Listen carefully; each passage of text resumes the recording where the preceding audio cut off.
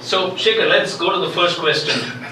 What makes you carry, or how is it that you're able to carry off all your achievements, all your acclaim so lightly? That's part A of the question.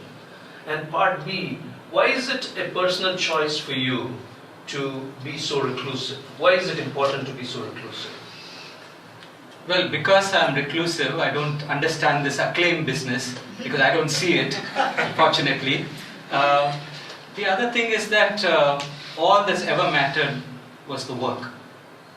And when I mean work, it's the work of watching animals, understanding them, filming them, and turning all those observations into a film that other people can see and enjoy. That's all that's ever mattered.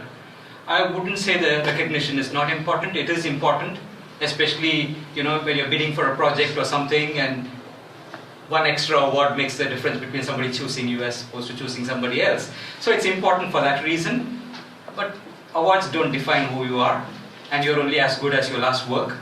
And I approach every film I do as my first film and my last film, by which I mean that I'm as apprehensive about approaching a film now, 34 years or 35 years after I made my first one, as though it's my first film. And I never know if this is going to be my last film. So I'm always striving to do the best I can, and that's all that ever matters. And all the rest of it is just Maya. I think there are a lot of takeaways for all of us over there. So, if you look at Shekar's life, there is this phase in his life when he takes an interest in the space, which is wildlife and the animal world. He takes an interest there. Then he trains himself to be a photographer, then a filmmaker, and then a champion of the causes that he believes in and supports. So we're going to explore this whole journey. So my next question, I'm going to take it to that time, Shekar, when you were just about 10 or 11, when your sister gave you a book. Rosie's My Relative was the book. What about that book changed your life, or was it the book that led to something else that changed your life and brought you focus? Because if I know your story well, I believe that it's somewhere between 10 and your early teens, you were very clear that you wanted to be in wildlife, in something to do with wildlife for the rest of your life. So how did that clarity emerge? Was it from the book or for events that followed? Well, I was fascinated with nature even before the age of 10, maybe from the age of 4 or 5. But it was a very unfocused interest. It was also a destructive interest in some cases. Like many young boys, I used to carry a catapult and try to hit things. Not because of bloodlust, but because I wanted to get closer to those creatures that were flying about or whatever. But when my sister gave me this book by this famous author called Gerald Durrell, he wrote about his expeditions to South America and Africa as a zoo collector. These were absolutely fascinating. And the first book that she gave me was Rosie's My Relative, which was the only novel he wrote, if I recollect correctly. And it wasn't really about wildlife. It was about this elephant in a circus and so on. But he wrote so humorously, and I was a very avid reader. And I just fell in love with his writing, first of all. And then I said, who is this guy? I must read more books by him. So I started reading his other stuff, which was all hardcore wildlife stuff. And that really focused my interest, because when he was 8 or 9 or 10, just like me at that age, he lived on the island of Corfu in Greece, and he used to go around collecting beetles and bugs and butterflies and watching birds and doing various kinds of things that I was doing. And there was just such a connection.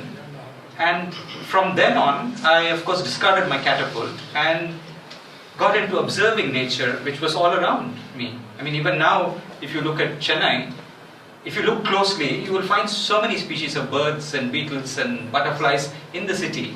So if you really look, you can find a world which is different from the outward world that we see. And that's how my interest began to grow. And then there were very few places where you could borrow books on wildlife in those days. The British Council Library was one of them. Unlike today, It was full of the most fascinating books in those days, not just textbooks. There were hardly any textbooks, in fact. And I was too young to be a member, so I used to borrow books on my sister's card. And every week I used to borrow 4 books. And when I finished reading all the books they had on wildlife, I would start rereading them. So when I did go to school, this is what I was reading. You would take these books to school? Yeah. These are the only books I took. To have an interest, to have an interest in a subject, to be drawn into a subject is one thing.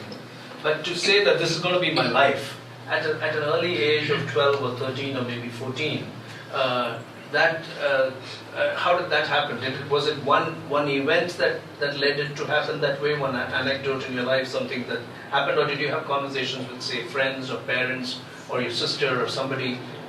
Not exactly. What really catalyzed my interest and made it a kind of lifelong thing was at the age of 13, I happened to go to the snake park in Chennai with a friend, and was completely fascinated by the snakes there. I couldn't take my eyes off the snakes, in fact.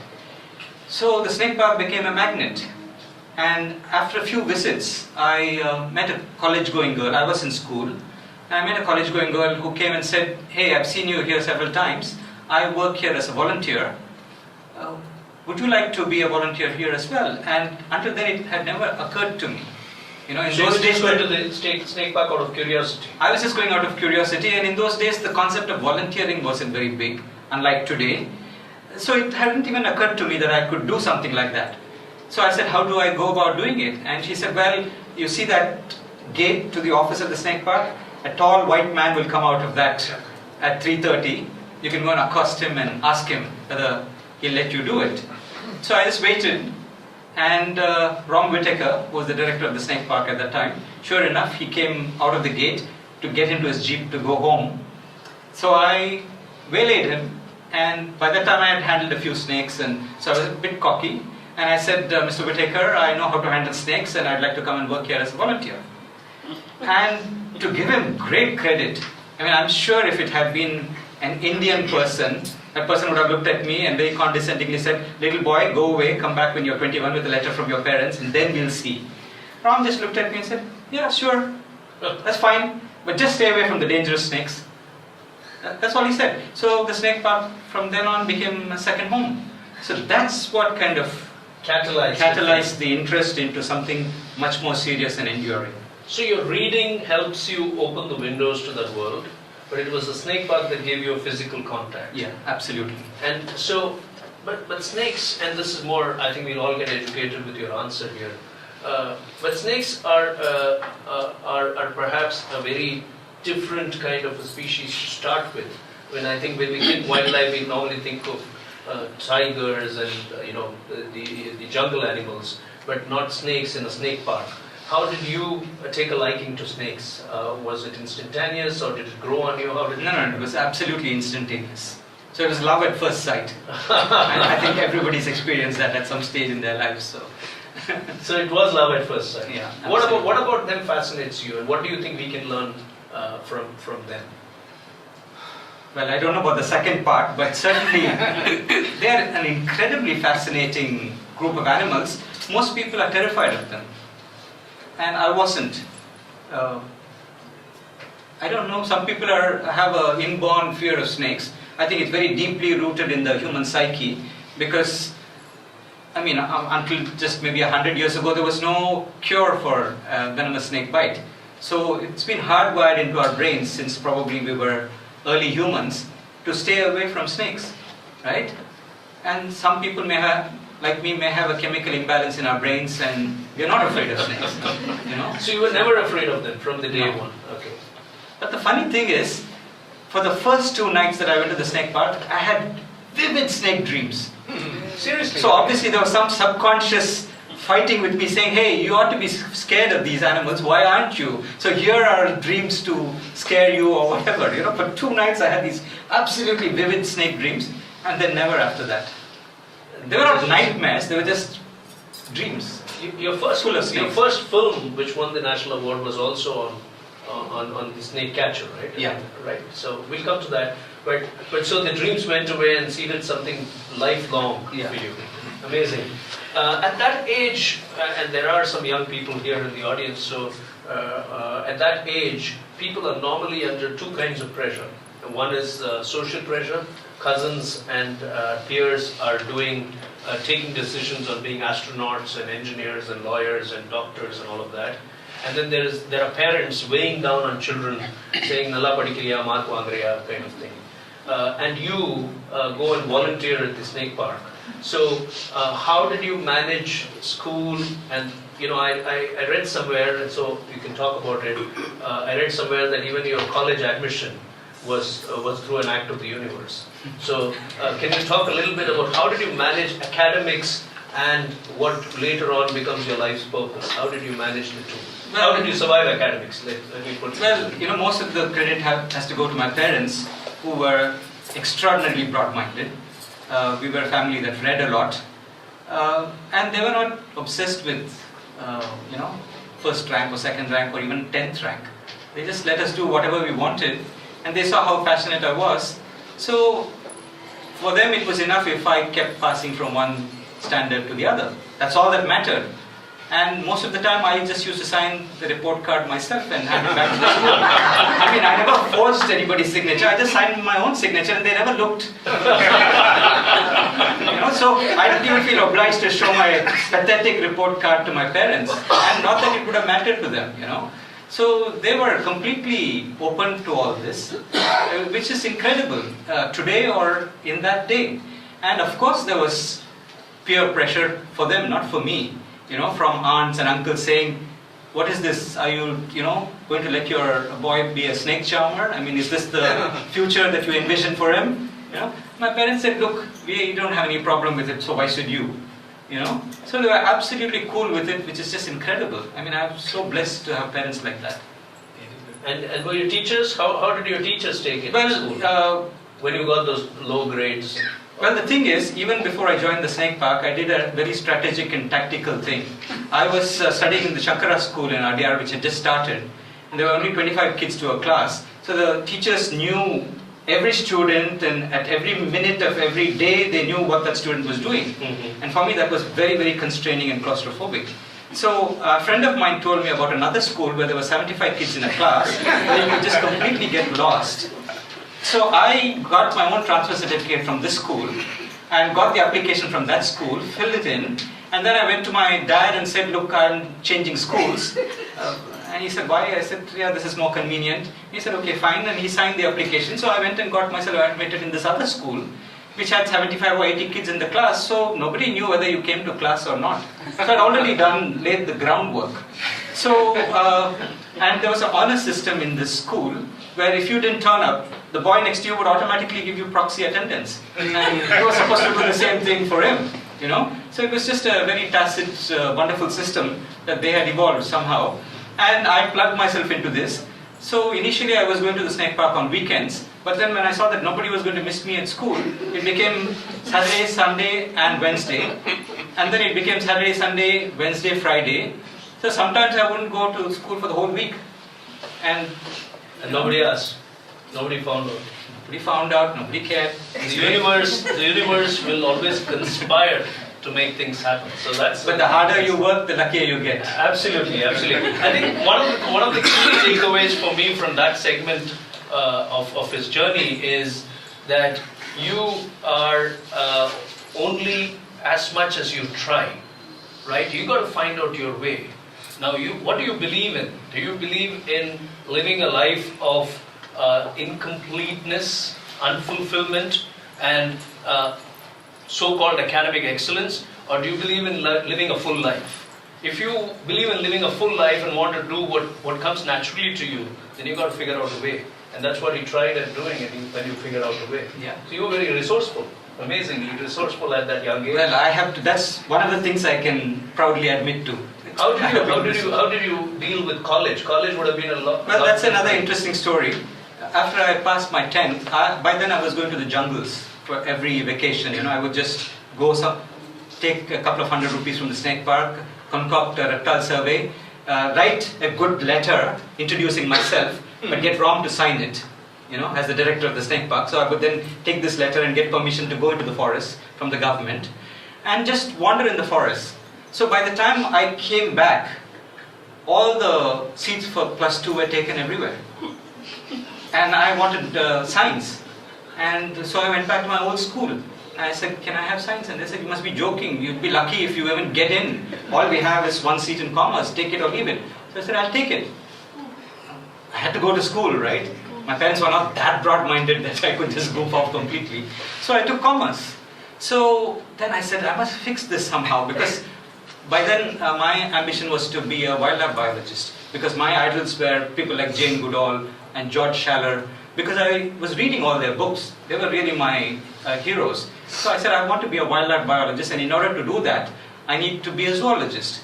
So how do I then move from commerce to zoology? It was unheard of. So I made the rounds to a few colleges, and they just laughed at me and said, there's no way. So then somebody told me about Loyola College, and they said it's an autonomous college, so they do have a lot of wiggle room. So why don't you go and talk to them? So I didn't know who to talk to.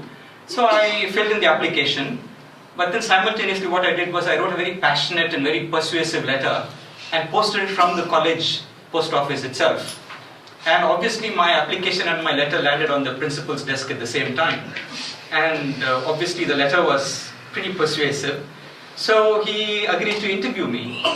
And so I walked in, and he looked at these two things, and there was a twinkle in his eye, and he looked up and said, you're the snake boy. Okay, tell me, why do you want to move from commerce to science? So I told him, and he said, do you think you can manage? I said, sure, of course I can manage. That was it. And you got the admission? I got the admission. And Loyola College was very difficult to get admitted to in those days, even if you had high grades. And my grades were pathetic. But I told him it doesn't matter, because I was not interested in commerce. Give me science, I'll shine. Of course, that's a different story. But I think there is a learning here. I think you've got to make a case for what you believe in. And if you want something, you've got to knock. Actually, there are two theories here. One is that we think the door is closed and we need to knock. And if you knock, which is you send a letter, you find a principal there with a twinkle in his eye, waiting to receive you with open arms. But Osho says this slightly differently. The door is open. Just walk in. And I think that also is true in his case. I mean, all he needed to do was just to push the door, and it opened. So, well, audacity, I think, is, it's very helpful. It's helpful. It's not wrong to be audacious. Not at all. If I had been a shrinking violet, there's no way I could have done any of the things that I've done. So we'll pick up this towards the end of the conversation again, but look at these. It may seem polar extremes that he's reclusive and audacious at the same time.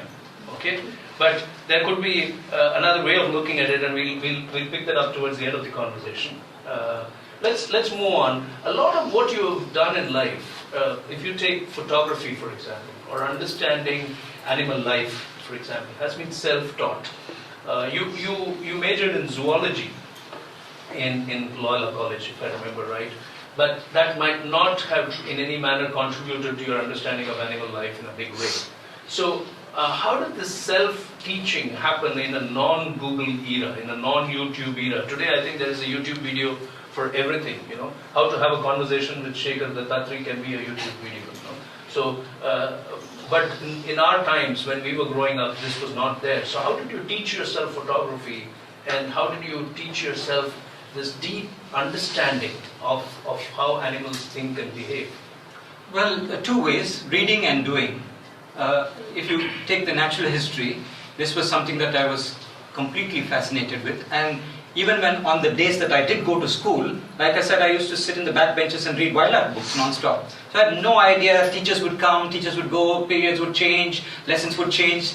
I was blissfully unaware of all this. It was just some movement going on and some interaction between the teachers and the people in the front benches. They would ignore us in the back benches, and I could do whatever I wanted. And I always sat by the window, and there's always something to look out and see outside the window. It could be two garden lizards, males having a life or death combat, for instance, for territory. Wow. And the thing is, there's a structure to learning. I was deeply interested in animal behavior, and I was reading scholarly books by experts on animal behavior. And animal behavior is not as random as we think it is. It's been very clearly codified into different types of behaviors. And in fact, what I read when I was 13 and 14 and 15 helped me when I became a filmmaker later. And I will come to that later if you prompt me. I'll tell you how this connected later in even saving my life sometimes, right? So the other thing is, reading is one thing, but reading alone is not going to teach you everything, because it's ultimately then it remains book knowledge. But when I was in the snake park, there were these tribal people called the Irula, and there was one particular man called Chokalingam, who was maybe in his mid-40s at that time. He was a very quiet man. I mean, if I call myself reclusive, I don't know what I would call him. He would hardly ever talk to anybody. But he was this medicine man. He was a snake catcher to beat all snake catchers, right? And he lived in Taramani, just behind the IIT campus, in a tiny little hut. So I became friends with him, and I would say, the next time you go snake hunting, please let me know. I'd like to come with you. So once I became friendly with him, he'd say, yeah, I'm going tomorrow. Come to my house at 7:30. Of course, he had no clock, he had no watch, so he didn't know when 7:30 was. He would just get up and go whenever he felt like. So I would walk to his house from my house, and sometimes he wouldn't be there, but I knew where he would be heading, so I would kind of go and find him. In those days, if you walked south of IIT, it was just all open scrub and marshes and so on, for miles and miles, and there was nobody there. Occasional factory here or a factory there, or a government facility or something, but it was just full of snakes, frogs, scorpions, mongooses, jackals, monitor lizards. It was just an incredible treasure trove of natural history riches. And Shokalingam was probably the ultimate teacher you could have. He hardly spoke at all, but just by observing him and trying to see things through his eyes, I learned a lot about the creatures that live just outside our doorstep. So that was an incredible learning experience. And then I had this thirst for going and seeing the big jungles, and I was a big fan of Jim Corbett and Kenneth Anderson and all these man-eating tiger stories and so on. So I wanted to go and experience the big jungles and the big animals. That's when I started going to the big forests and actually watching larger animals. So one is that a phrase he used, blissfully unaware of what is happening in class. Okay, very important words, huh? Blissfully unaware. But I would also turn it around and I would say totally immersed in what he loves to do, which is wildlife, and that led him to read up on it in a big way. But how did photography happen? Yeah. How did photography happen? So in a way, Chokalingam was your first master. He was your first teacher who taught you animal behavior. Well, he didn't teach me animal behavior per se. He never taught me anything. He wasn't that kind of a teacher. Okay. I just learned by observing him, because he wouldn't say very much. Okay. You know? But occasionally I would ask him a question and he would tell me something. But it was just mostly by osmosis, just by wandering around with him. And as far as photography is concerned, when you're watching nature all the time, it's a natural urge to want to capture that on film. But of course, my parents couldn't afford a camera, not even the basic, simplest, cheapest camera available, right?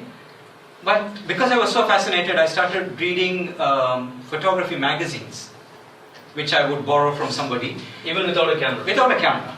So I probably read photography magazines for about 4 years before I got a camera in my hands. But when I did get the camera in my hand, I knew exactly what to do, because 4 years of reading had gone into this. So I knew everything about aperture and depth of field and shutter speed and everything, about different kinds of emulsions. So how did the camera happen? Was it a birthday gift? What happened? No, not so lucky. I don't think anybody, even in my extended family, had the money for a camera. Right? I met a elderly gentleman. He must have been, 40 years older than me.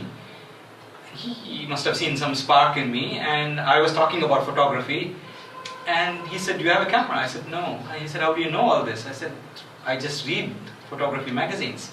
And in those days, very few people had good cameras. It was incredibly expensive. They were not available here, and the customs duty was 325%. Wow. And if you went abroad, you were only allowed to take $100. So you needed to have a rich relative in America or something, and then you had to have the money in India to pay the 325% customs duty, and then you could bring that camera home, right? So this gentleman, this incredible person, Mr. Krishnaswamy, had a Nikon camera and a 200mm lens, extremely valuable possessions. And he said, here's my camera, take it and experiment. And this was the only, he had 2 bodies. But for him to just give that to me, loan it to me whenever I wanted, was just the most incredible act of generosity. And that's how that journey started. Yeah. So amazing, isn't it? Today we live in a world where these devices have cameras, and we don't understand the value of having to pay 325% customs duty if you wanted to own an SLR, in those times. But the bigger learning here is that if you desire something from deep within, if you pursue it, the doors will open. People will come into your life, and they will connect you to your zone of bliss. His zone of bliss needed at that time a camera. And I've always noticed this in our life, Vani's life and my life, and I'm sure Anchal, our daughter here, will second this as well, that miracles happen in your life not because you prayed hard or because you want it. Miracle happens when you need it, and it comes at the right time. So if you have to go onward on your journey, people will connect, things will happen, doors will open, cameras will come. And without that camera, I don't think we'll be sitting in Shekar Dattatri here. Right? The other thing, of course, is youth and enthusiasm put together are an irresistible combination. Young people who show tremendous enthusiasm, the whole world wants to help them. Right. So it's a very powerful combination that youth need to understand this. Young people need to understand that anything is possible, and people will be very prepared to help them if they just show the commitment and the enthusiasm. I can completely relate to that. Enthusiasm as a word itself, as a structure, it's something that strikes me, and for all our learning. Let me quickly share before I have a very important question on youth to ask Shekar. Okay? So enthusiasm as a word comes from Greek roots, En, theos, Theos. En means within, and theos means God. So enthusiasm is the quality you display when the God inside you speaks. உனக்குள்ள இருக்கிற கடவுள் பேசும்போது தான் அது enthusiasm. அதை இன்னொரு மனிதன் அதை கனெக்ட் பண்ணும்போது they are willing to help you is what Shekar is saying. And that quality is a very pure quality. Your enthusiasm cannot be faked. I think excitement can be, but not enthusiasm. So that's a very important quality. How did filmmaking happen? Because photography is one thing, and you could have been the top-notch photographer. You are a top-notch photographer. You could have just stayed with that medium. And filmmaking is a different medium. So how did photography to filmmaking, how did that switch happen? Or how did it progress naturally? Well, by the time I finished college in '83, when I say finished, I mean technically my course ended, but I still had some 8 papers to do because I just missed so many papers. So that took me another 2-3 years to finish. But I did miraculously. That's a different story. But by the time I finished college and I was out of classes, a couple from America came who were friends of Rom Whittaker. They came to make a film on snakebite, a documentary, a docudrama. And Rom at that time was doing a lot of assignments abroad. And he was in and out of India. And he kind of deputed me to help these people, basically as a snake wrangler, and to make sure, be their shadow and help them whenever he wasn't around. So that's what I started doing. I was their shadow for a year and a half. And filmmaking in general is a very compartmentalized profession. Exactly. There's so many aspects to filmmaking, and usually there's a specialist to do each of those. But independent filmmakers, especially the ones who are trained abroad, are taught to do everything themselves. So John and Louise Reber, which is the names of this couple, they did everything between the two of them. They did everything, and they still do it. And I then kind of, without knowing it, picked up that knowledge. It wasn't as if they held my hand and taught me, but every once in a while, because I was interested in photography and John was the cameraman, I would ask him, why are you framing this shot this way and not that way? So occasionally I would ask that question and get an answer. And initially I thought, wow, this looks really complicated. I don't think it's for me. But then after that film ended, they left India to do films in other countries. And I realized that just by osmosis, again, I had absorbed a lot of the art and craft of filmmaking. So then Rom Whittaker and another friend and myself, we started a little company called Eco Media. And on the strength of the film that we had made with the Rebirths, which primarily they had made and we had kind of helped them, we managed to con a few people into giving us money, small sums of money to make films, saying, hey, we made this wonderful film. We didn't tell the whole truth. He said, we worked on this film and we can do something similar for you. And people were trusting and they gave us the money to do it, and we did it. And that's how you took off into the world of filmmaking. Yeah. Interesting. How did something like your connections with some of the best established television channels happen? Because that's where really the world saw your work. National Geographic, Discovery, and your films won awards in India, and internationally you won awards. But all of that also culminated in your presence being felt on all the international television channels. How did that happen? Well, that came later.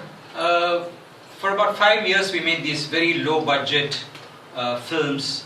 One was about setting up tree nurseries in villages. Another one was about the snake catchers cooperative that we had all helped from set up. That was the one that won the award. Yeah, well, that was the first national award you won. Yeah.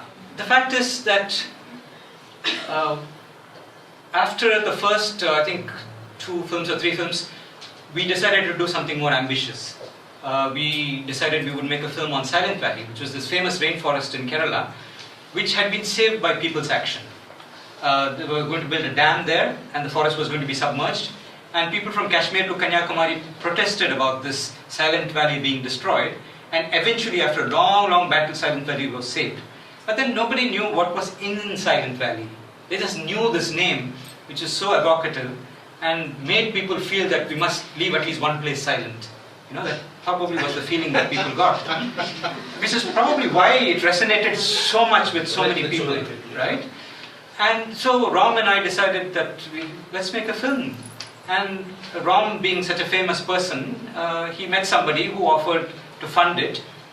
So we said, you know the saying, fools rush in where angels fear to tread.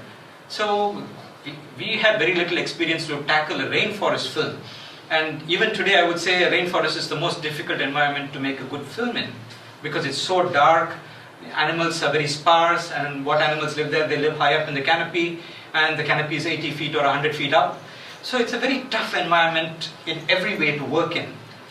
And we decided to do it without really knowing what we were getting into.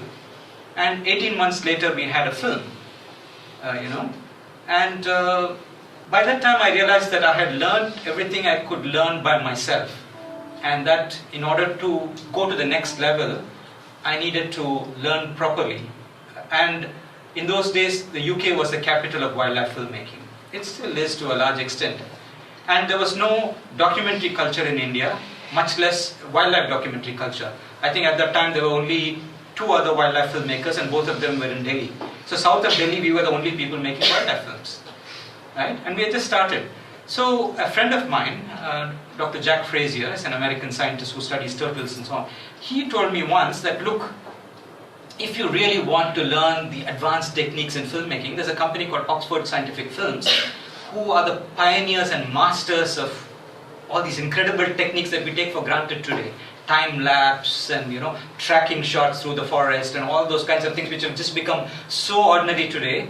These were the guys who pioneered it. They had to build special equipment to make all this happen. He said, those are the guys you should learn from. So I didn't know how to approach these people. So I found an address somewhere and started writing to them, not knowing how I would even afford to go there. And they kept very politely writing back. English people are very polite and very professional. So they always wrote back to me, but they said, we're so sorry, but there's no opening right now for you. Then I learned about this INLAC scholarship. In fact, I had known about it for many, many years, but I never applied because I thought one day I might need this. At that time I will apply. Then I said, I must get a scholarship to go to Oxford Scientific Films. And finally I bugged them and I said to them, you don't need to pay me a penny.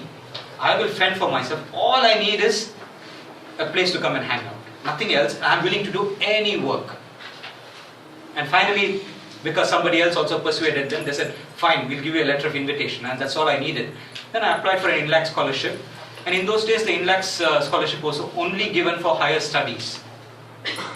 And I was basically pitching for what today would call an internship, which they didn't do. But I had a body of work, and I can be persuasive, and I want to be. So I persuaded them to give me the scholarship to do something that they had never done before, and they did. So that enabled me to spend 8 months with Oxford Scientific Films.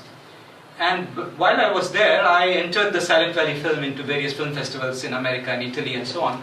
And much to my surprise, because it was a film done on a low budget with very primitive conditions in India, and the camera was, I don't know how many hands it had passed before it had come to us. And initially, it was a hand-wound camera. So every time you wound it, you got 22 seconds worth of footage.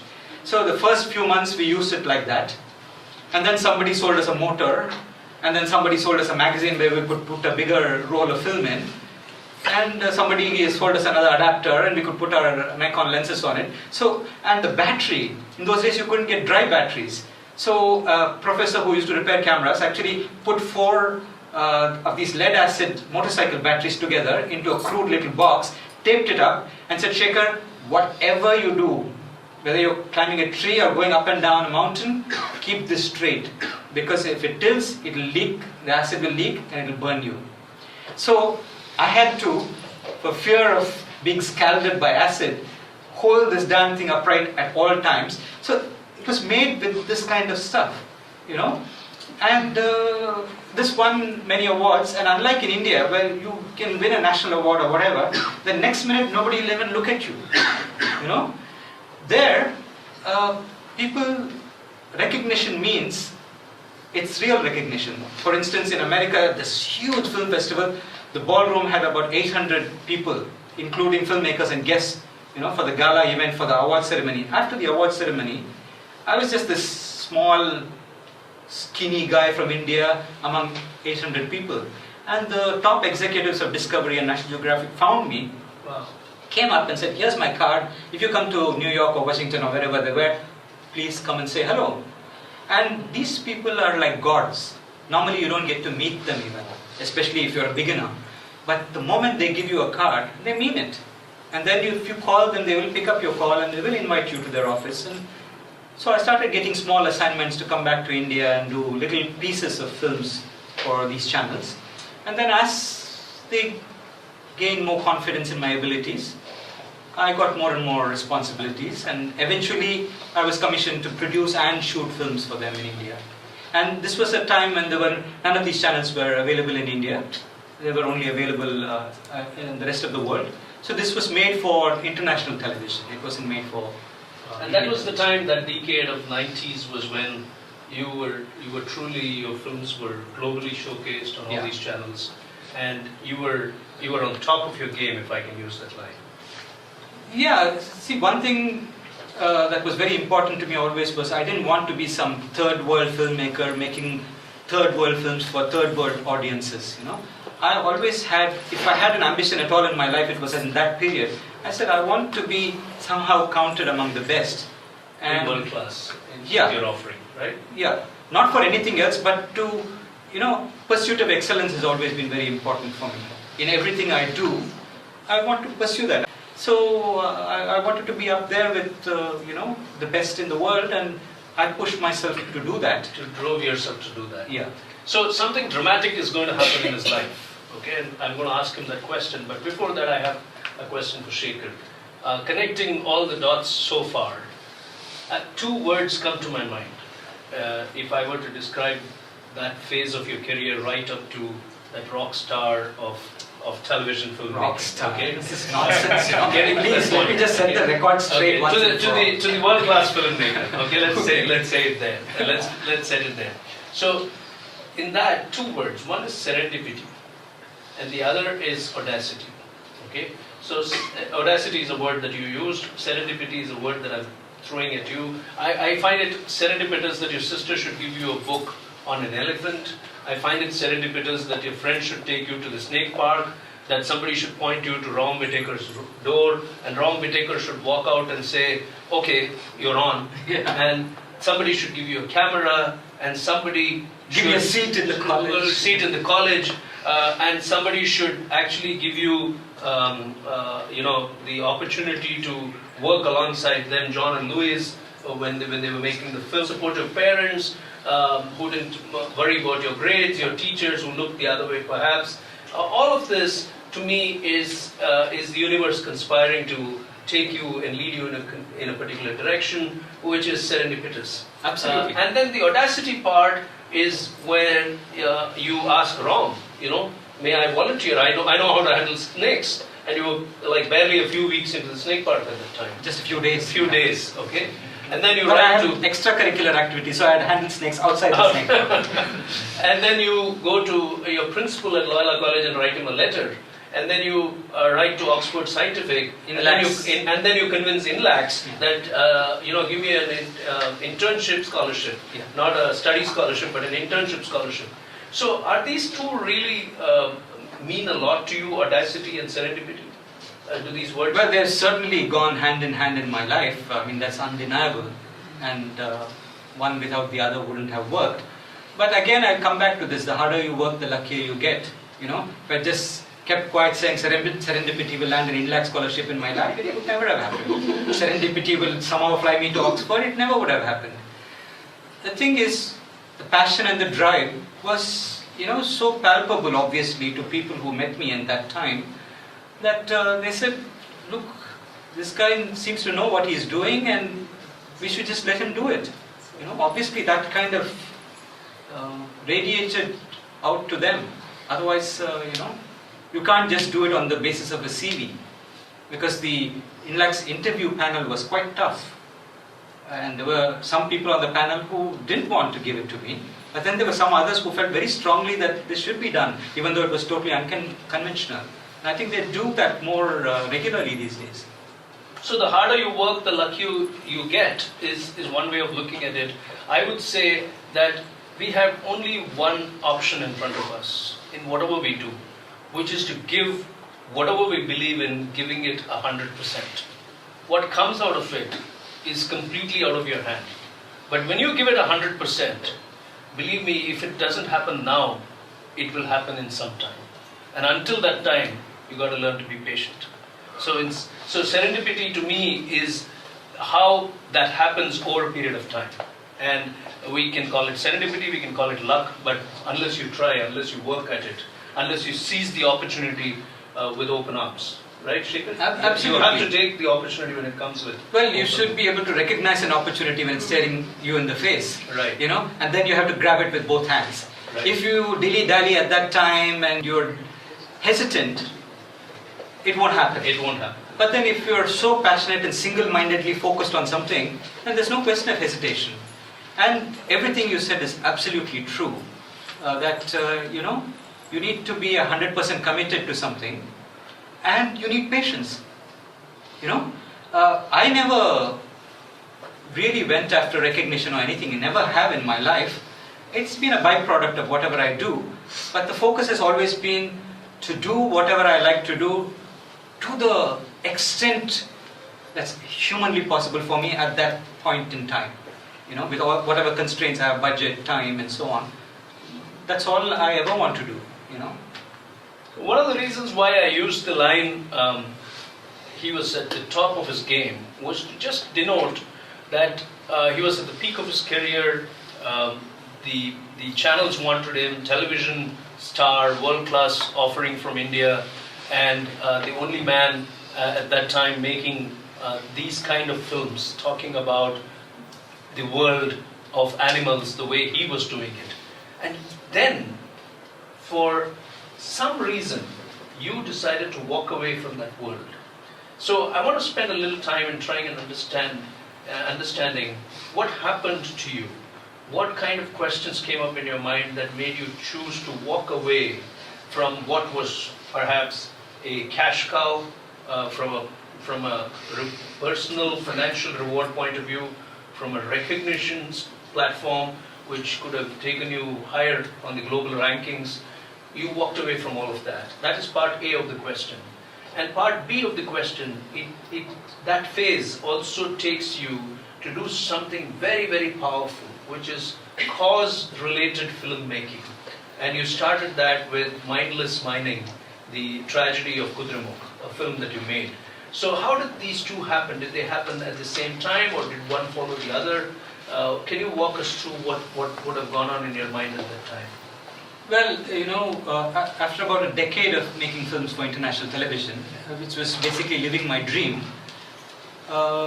and these films were watched by millions of people around the world, because they were sold in every territory, in every country, and it had a huge viewership everywhere, and that's wonderful for a filmmaker to have that kind of a platform. And because there were very few people doing it from India, and because I was seen to be reliable and good at what I was doing, I was getting work without having to hustle for it too much, because India has always fascinated people, and for a long time it was closed to outsiders. So when they found somebody in India who could do a good job, they supported that, which was great. But in 2000 I finished a film on the monsoon. It was a grueling film. It took about 18 months of going all around India. It was great fun as well, chasing the monsoon and filming animals in the monsoon and how the monsoon affects and impacts the life of wildlife in India.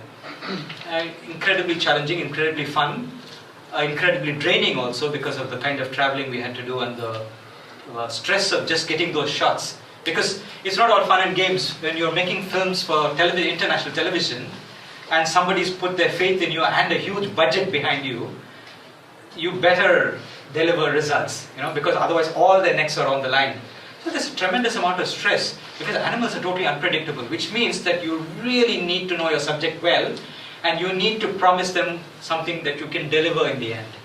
Which sounds very strange, because how can you promise anything with wildlife? But if you know your natural history well enough, you can say, look, here are 40 things I can put in the film. I may get 25, or I might get 30. But if I get 25 of this, then I can make the film. So on that basis, you make a wish list and then you try and achieve it. But at the end of that process, I felt suddenly very hollow. I felt like there was something very wrong. I couldn't put my finger on it. I wasn't feeling very happy, and I didn't know why. So I let this kind of percolate in me for a while, and then somewhere I realized that I've always been a conservationist at heart, and the films that I was making were just pure natural history films. They were about animal behavior and beautiful imagery and so on. And the broadcasters would often tell me, when I try to put conservation messages in the film, they say, you're a conservationist, but we don't want to depress our audience. Keep those messages away, or don't, soft pedal them. So I realized that television wasn't the medium to bring hard-hitting messages to the Indian public and to Indian decision makers. And every time I went out to make one of these beautiful films, I saw so much destruction, which needed to be exposed, which needed to be brought to the attention of people, but there was no space to put them into these beautiful films that I was making. So I said, if I want to make a difference, and not just be somebody who's a parasite on nature, basically, just enjoying nature and living off nature, but giving nothing back to nature, then I must change the way I work. So then I said, maybe television is not the medium, so let me buy a small video camera and find issues where I could make a very well-researched film with all the skills I have, and then try and convince decision makers to do the right thing. This was just an idea. So basically from broadcasting, thinking about narrowcasting, where you take the film just to a few people who can make a difference, rather than showing it to millions of people and hoping that something will happen, which hardly ever does, right? And around this time, friends of mine in Bangalore were fighting a battle to save this wonderful place called Kudremukh, which is an incredibly beautiful landscape with rainforests and natural grasslands. And right in the middle of Kudremukh was this iron ore mining operation, which had been sanctioned a long time ago. But the lease had expired, and the company was trying to renew it for another 25 years, in which case many more areas would have to be broken up, many more forests destroyed, many more valleys filled up with iron ore tailings. It would have just devastated that entire area. And these friends of mine had filed a PIL in the Supreme Court. And they were also trying to win public opinion on their side, to say that, look, this is really wrong. We shouldn't be doing iron ore mining in this kind of a place. And somehow they were not able to connect very well with politicians and bureaucrats in Karnataka. And that's when I heard their story and said, I think the way to convince people would be to make a short film. And they had never had any experience with films and stuff. And they said, well, we've tried a lot of things. We might as well try this. And since you're giving us the idea, why don't you volunteer and make a film for us? So I did. And I spent only about 10 days to shoot it, another 10 days to put it together. And we made it in English and Kannada. And then I sent it to them. And the response from them was quite lukewarm. And I said, did you get the film? They said, yes. Did you see it? They said, yes. So, what do you think? They said, yeah, well, maybe it will be useful. I personally knew that what they had in their hand was something very, very powerful, because seeing is believing. And Kudremukh is a strange name, strange place, who's been there? So when I had the contrast in the film between the beauty of the place and what was being done to it, I knew this would strike a chord, because this was my medium and I knew what effect films can have when they're well done. But my friends were not quite sold on it yet. But once they started showing it, after about two weeks I started getting very excited phone calls from them saying, it's incredible, farmers are getting very agitated when they see this, especially the ones living downstream. Political leaders are asking us for copies. So to cut a long story short, eventually the then Chief Minister of Karnataka saw it, and he and his cabinet very wisely decided that the damage to the ecosystem was so bad, and this was such a gem of a place, that they should no longer pursue the mining in that place. So once they did a complete U-turn, everything, it strengthened the case quite a lot. And of course the film was entered as evidence in the Supreme Court. And it wasn't just the film, I must make it very clear. It was also how the film was used by the NGOs who were working in the field. Because if you just take a film like that and put it on YouTube, it achieves nothing. So these people took it door to door, to MLAs, to MPs, to ministers, sometimes waited for half a day. As a tool, as a weapon. Yeah, sometimes they waited half a day knocking on somebody's door till somebody said, well, I just want to get rid of these people and they're not going, so let me invite them in for 10 minutes. And they said, sir, it's just a 10-minute film, please watch it. So just to get rid of them, somebody would watch it and then say, oh my God, I didn't know this was so bad. No, you must have some tea and let's talk about this. So people, so it was this incredible marriage between somebody who could make a film and somebody else who could take it and show it to the right people. And then, evidence in the Supreme Court and all that, and good sense prevailed at many levels. So it wasn't just my work, I was just a cog in the wheel, but it was a crucial bit of being a cog, because seeing is believing. Without seeing, it's all very abstract, and people always throw the same things back at you. They say, oh, but we need development and so on. But if you have a well-researched film which preempts all these questions, and it's so well-researched that nobody can refute it, and the evidence is there right in front of them, a lot of people will do the right thing. That's a fantastic story of how you find a deeper purpose to what you do. How do you connect with that purpose? See, I can relate to some parts of his feeling hollow, for example. We will all find that all our acclaim, our recognition, our money will not give us happiness. We will all reach that point at some time or the other. It's not about the quantum of acclaim, it's not about the quantum of recognition, it's not about the quantum of money that you make. But how useful are you as opposed to being successful? And there he makes a very valid point when he says, instead of broadcasting, narrowcasting, and showcasing it to people to bring about change. Those people who actually have the power to do something. Exactly. Giving it as a tool to them through the talent that you have, through the skill that you have. I read somewhere that the meaning of life is to find your gift, and the purpose of life is to give it away. And I think that point has arrived in Shekar's life at the right time, which is the gift is his ability to tell stories relating to natural life, relating to animal world, relating to conservation. And the purpose of his life now, for more than a decade now, 15 for 18 years? For 18 years now, has been driven by making films with a social message, with a message that can make people sit up and take constructive action on something that's destructing around us. So in the last 18 years, but this hasn't this meant that you walked away from a lot of money that you could have possibly made in these 18 years, but you've done films with a conscience, with a purpose, with supporting a cause. How did that happen? Was it a difficult decision to choose? It wasn't difficult at all, and again, being single helped a lot. No wife and kids to feed, just it's easier to make that decision, right? Yeah. It was easy to make that decision. Okay. Yeah. And I never thought about it anyway. I'm not one of those people who worry about the future. You know, for lack of a better word, the universe has been very good to me, and it always gives me what I need. Never more, never less, and always at the right time. So I never worry too much about what will I do in my old age, and will I have enough money in my bank account. Those thoughts, even now, they don't. That's a beautiful state to be in. That's the key to happiness, which is to be non-worrying, non-frustrated, and non-suffering. And I think you reached that stage pretty early in your life. Well, I wouldn't say non-suffering, because to be an environmentalist in this day and age is deep suffering, because you see everything that you love being mindlessly destroyed. Not even destroyed for a reason sometimes, just mindlessly destroyed.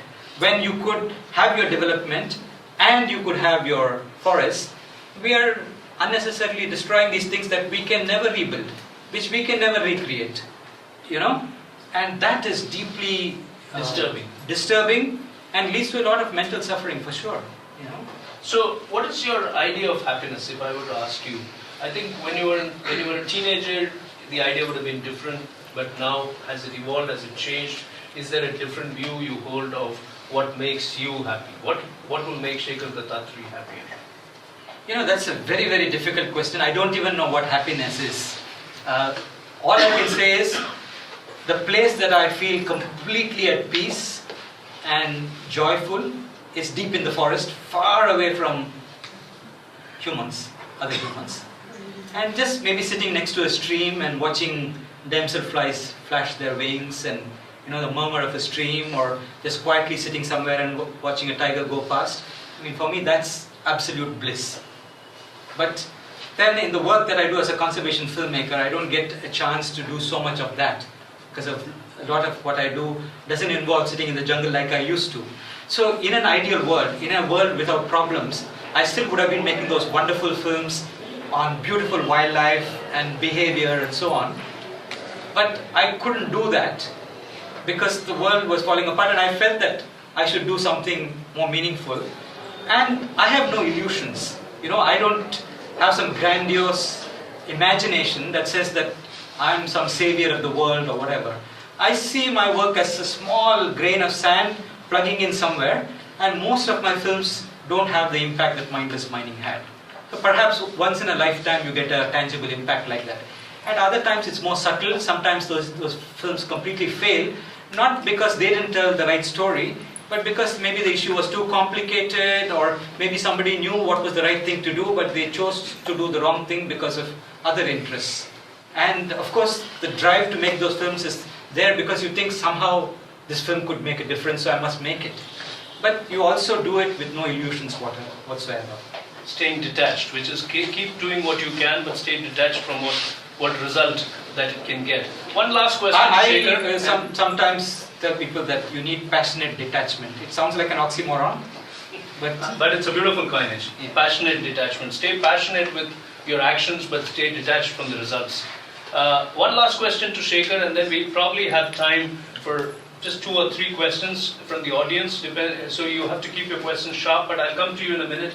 Shekar, quickly, very quickly, this is like a rapid fire. Between reward, recognition, and staying relevant, what do you think is a challenge for an artist like you? Relevance, obviously. For me, I can only speak for myself, and for me, relevance is the only thing that matters. Making your message and your work more relevant, keeping it relevant. Keeping myself relevant and useful in some way. Fantastic, fantastic. If you had chosen anything else, I would have been surprised. But thank you. Staying relevant. Yes, Eric, I'll come to you. So please keep your questions to questions. Do not indulge in observations, comments, and accolades for Shekar. You can do all of that offline. Okay, Eric, your question, please. Can you tell us a little bit about your relationship with the forest department? Well, that's a very loaded question. I have to, when I work in forests, I have to get the permission of the forest department. I have had the privilege and the honor of meeting a lot of very, very good forest officers who've been extremely committed to what they do. And I would say that has made my work possible. Without their support, obviously I couldn't have made any of the films that I've made. But like all government departments, anywhere in the world, not necessarily just in India, there are good people and there are bad people. So the trick is to gravitate towards the good people and work with them and stay away from those who are naysayers or have negative tendencies. So, Fantastic. Sharp answer. Yes, sir. Raghu. Yeah. See, it's an political question only. You know, Project Tiger was a great success for to some extent to bring out all these things, and it was due to one person, Mrs. Indira Gandhi. So, do we have such leaders who think about the environment so much even now? well, you know, Indira Gandhi was unique. There was nobody like her before, and there's been nobody like her since. And this is not just an anecdotal answer. If you look at the legislation she brought about, the Wildlife Protection Act 1972 was brought in by her. The Forest Conservation Act 1980 was brought in by her. Without those two pieces of legislation, today we will have very little forests and very little wildlife. So what she did was incredibly visionary. Whether she realized it or not at that time, it was incredibly visionary, and we're still living off her legacy.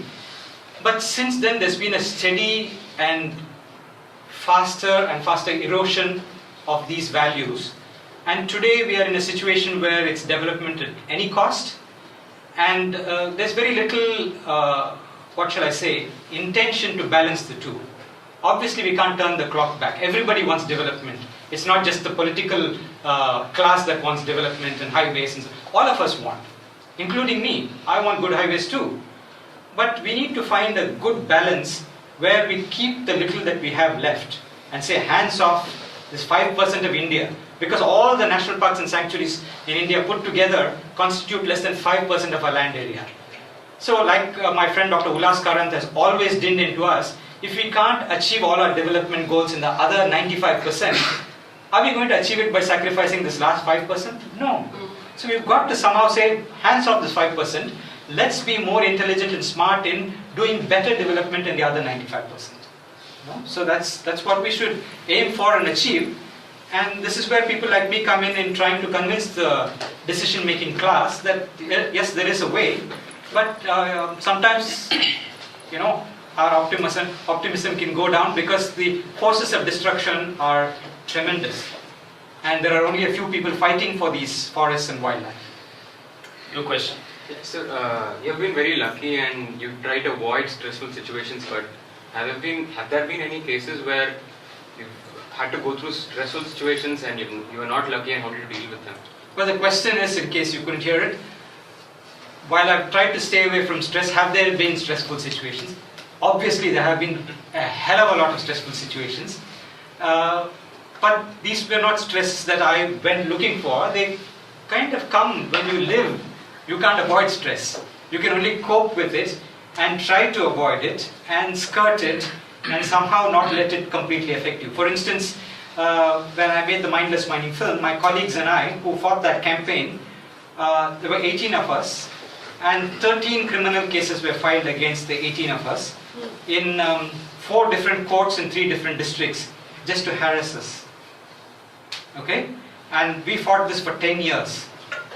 And it could have gone against us. I mean, we had done nothing illegal. But still, you never know what the verdict is going to be. It's not in your hands, right? Finally, the judge saw all the work that we had all done. He came to the conclusion that we were extremely honorable people, that we had done nothing wrong, that we were only trying to help, do something in the national interest. Right? So we were not only completely exonerated, the person who instigated these cases was castigated, but that's all. That person just got a rap on the knuckles, and we walked away after 10 years of our life being, under a lot of stress. So that's just one example. So, Stress is everywhere. I think I'll come to you. I think in Shekar's case particularly, what is evident is that if you have integrity of purpose, if what you're doing is bigger than you, then all else follows. And the way to deal with stress is not to let it get to you. You will react. You will react at times, but then observe your reaction and ask yourself, is this really called for? And when you don't let it get to you, you learn a lot from that situation. And you cope with it. You know, we've been dealing with that for a decade now, so we know what he's talking about. Yes, sir, your question. By the way, all this grey hair, that's stress right there for you. You would have looked 20 years younger without that. Yes. So you mentioned that conservation has always been a trade-off. In terms of greed and economics related to conservation and protection. So in your journey, how has it always been the economics part of it winning over conservation in terms of protection? Practically everywhere in the world, economics and development always triumphs over conservation. Because, if you look at the number of people who want better amenities and the number of people who want to protect forests, where's the, equality in that? Look at the proportion It's who too would just say, lopsided. it's too lopsided. So it's all of us and all our aspirations, and we are 7 billion people on this planet, and the planet was probably not meant to have 7 billion people with this kind of a lifestyle, right? So it's inevitable that the environment takes a beating, but now there is actually a chance to hold on to what we have, if we are wise. Because it's not just about the aesthetic appeal and so on. It's also about the sheer life-sustaining nature of these ecosystems. Without them, we don't have oxygen, we don't have fresh water. But what I have learned from making films and talking about conservation is you can't scare people into conserving. Because especially if you take Indians, we are fatalistic. We say, Kali Yuga, it's going to happen. Whatever's happened, will happen. Whether we do the right thing or the wrong thing, it's going to happen. So you can't scare people into doing it. Somehow we have to find a way of convincing the right people to say, yes, develop here, not here. Fantastic. No, I can't allow that question. You can take it offline, I'm sorry. We do have a little ceremony to go through. So please bear with us another 3.5-4 minutes and we'll wrap this up for you. Let me invite Kaveri, who runs Wandering Artist, to come forward. And Shekar, here is the little ceremony that you have to complete, which is Shekar will put his autograph on his portrait, which will be developed by Kaveri, who is an artist herself. And this will go up on the Wandering Artist Wall of Fame. Thank you. Honored. I'll hold it for you.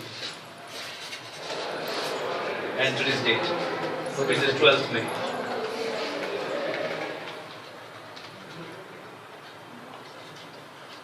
Sorry, it's terrible handwriting. This is I'm not wearing my this specs. is a beautiful portrait, autographed by Shekar. Looks like somebody drunk wrote it. No, it looks okay. I'm perfectly sober. You're drunk on life. And Kaveri will present a small token Thank of you. appreciation from us. I get that Shekar from you, and I'll keep it away here. So if you can sit back here, I need to do a quick wrap of today's session. What an amazing conversation. I wish we had had more time to do this conversation with Shekar. I know whenever I finish an Artist Soul event, I always feel that although I have only one guest, I always feel that there's still so much to explore, so much to understand about the journey. It's amazing how a man like Shekar has been dedicated to what he believes in doing and how he stayed genuine. It's a great inspiration for all of us, Shekar. You may not see it entirely that way, and you may say that these are my words, but there are many people who capitulate to the pressures of the world, to sometimes the depressing scenarios around us. Even if the world is understanding, your immediate world is understanding, your family is understanding, but the scenario is so depressing. And in that scenario, to be able to do what you're doing and particularly in the last 18 years, is amazing. I'd like all of you to give him a round of applause.